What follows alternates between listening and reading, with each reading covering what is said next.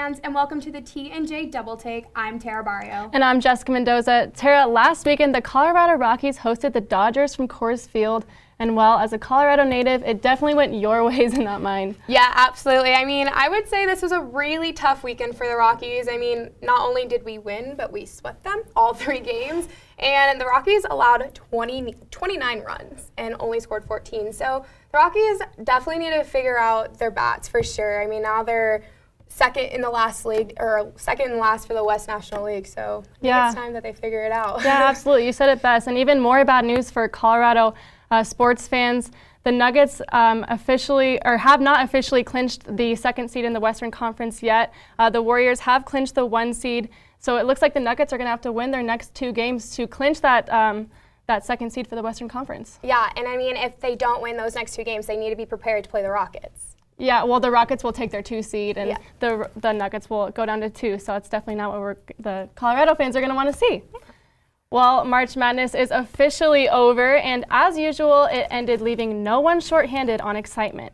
Just 1 year after arguably one of the most embarrassing losses in NCAA tournament history, the Virginia Cavaliers cut down the nets in Minneapolis just last night after defeating the Texas Tech Red Raiders 85-77 in an overtime thriller.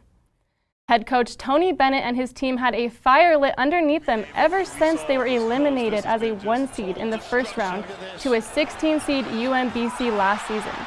They used that fire to propel them past Gardner-Webb, Oklahoma, Oregon, Purdue, and Auburn before finally overcoming the Red Raiders. DeAndre Hunter's name will be remembered this game, no doubt. No, not for shooting 1 for 8 in the first half, but instead his under-pressure threes that came at just the right times for Virginia. Hunter scored 27 points and pulled down 9 rebounds. And Kyle Guy, who was named Most Outstanding Player of the Final Four, added 24 points.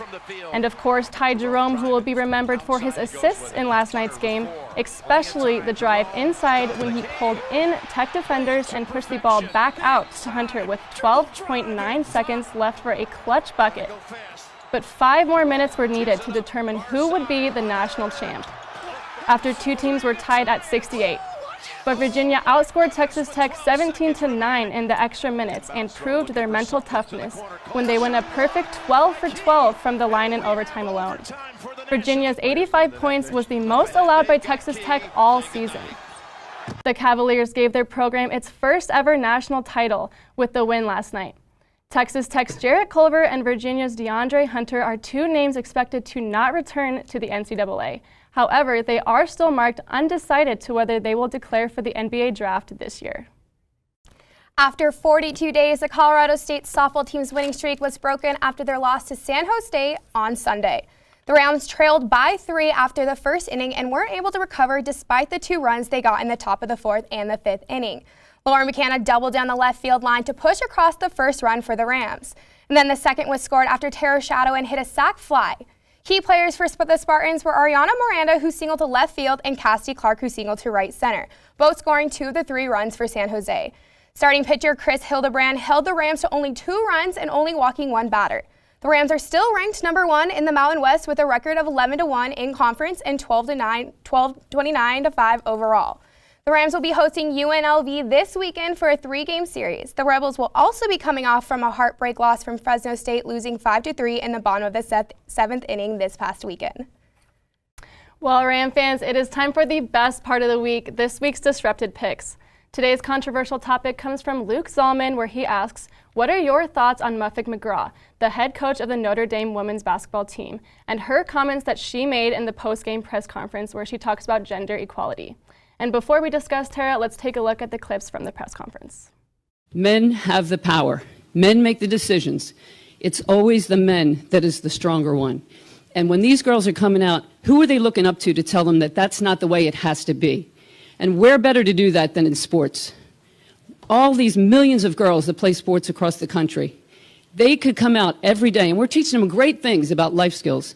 But wouldn't it be great if we could teach them to watch how women lead? This is a path for you to take to get to the point where in this country we have 50% of women in power. Look at men's basketball, and 99% of the jobs go to men. Why shouldn't 100 or 99% of the jobs in women's basketball go to women. Maybe it's because we only have 10% women athletic directors in Division I. People hire people who look like them, and that's the problem. Wow, that was a very powerful press conference for sure.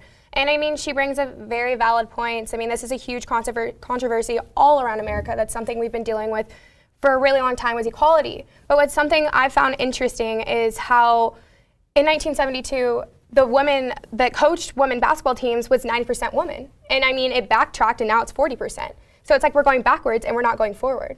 Yeah, absolutely. And I think the thing that's the most controversial about everything she said in that press conference was when she said that she doesn't want any more men in her program for Notre Dame. And I think that kind of shook people to hear that she's going to exclude men from her program.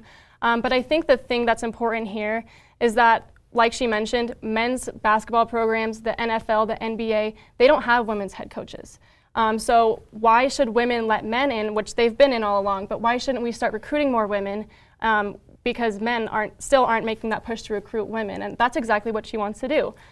She is using her platform and her stage, now that they made it so far in the women's NCAA tournament. She wants to use her stage to say, hey, I want to bring women onto my team. I know what they can do. I know how powerful they are. So I think it's really great that she's using her platform this way. Yeah, absolutely. And I mean, UConn's coach, Gino Ariama, had mentioned that she should be thanking her assistant coaches for helping her build her team.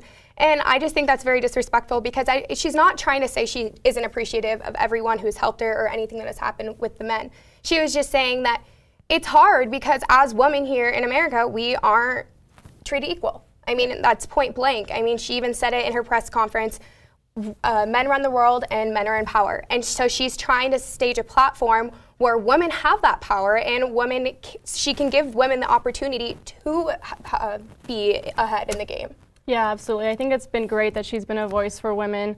We have Becky Hammond, who came from CSU. She's coaching with the Spurs, and Greg Popovich. So I think that's really awesome to see her speaking up. And we've seen some really terrible comments coming from people. These videos have been posted on YouTube, the press conferences, and people have been saying some really terrible things, calling her a desperate lesbian and just really terrible names. And it's just really sad to see how the public has responded to what she had to say in trying to empower women. Yeah, I mean, an angry lesbian, all these like unnecessary comments, and she's just trying to make a stand for women, and I think it's great, and I'm very appreciative for what she's doing. Absolutely, I couldn't agree more. Well, Ram fans, that's all we have time for you this week, but stay updated on sports throughout the week, and be sure to head to thecollegian.com or follow us on Twitter at sports_CTV. I'm Terah Barrio. And I'm Jessica Mendoza. Don't go anywhere, because up next is Justin with entertainment, and he will recap this weekend's drag show. Stay tuned.